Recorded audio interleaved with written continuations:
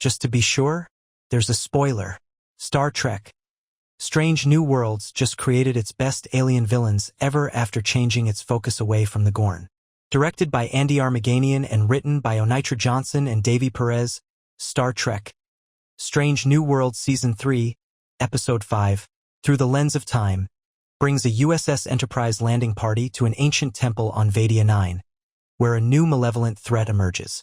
Beyond the Gorn, there haven't been many notable alien threats on Star Trek Strange New Worlds. Captain Christopher Pike's Anson Mount USS Enterprise hasn't battled a lot of extraterrestrial antagonists besides the Gorn, who have been the prequel's primary big bads since Strange New Worlds Season 1.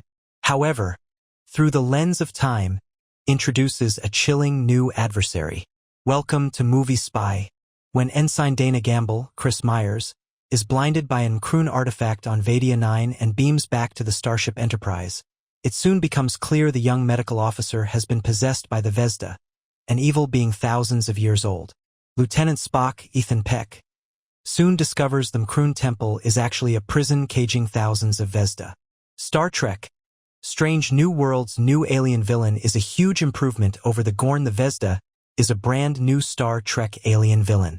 The Vesda in Star Trek Strange New Worlds Season 3, Episode 5 not only moves the prequel past its reliance on the Gorn, but the Vesda also checks boxes the Gorn never could.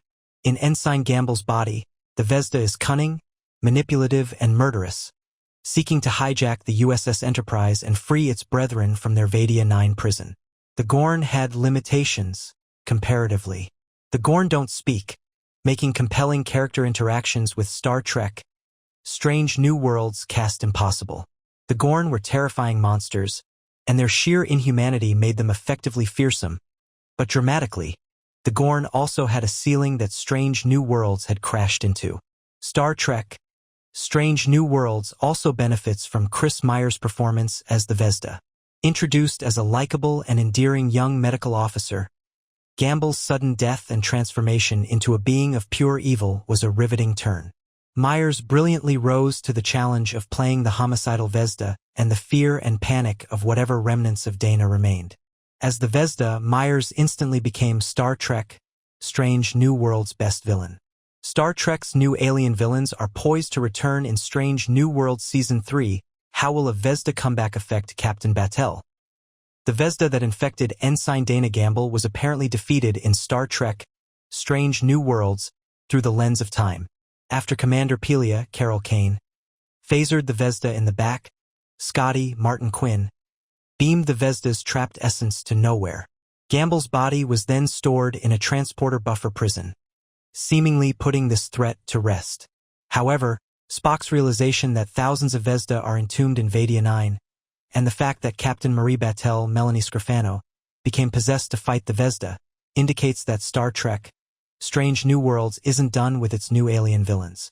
There is surely more to the Vesda's story that warrants their return, especially to define what's happening to Captain Batel. The jury is out on if Chris Myers will return as the Vesda or if Star Trek Strange New Worlds will unleash the horde of evil introduced in Through the Lens of Time, rather than the Gorn or leaning into another well-known Star Trek alien race.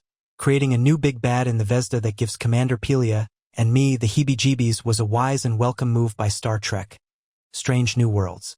Thanks for watching.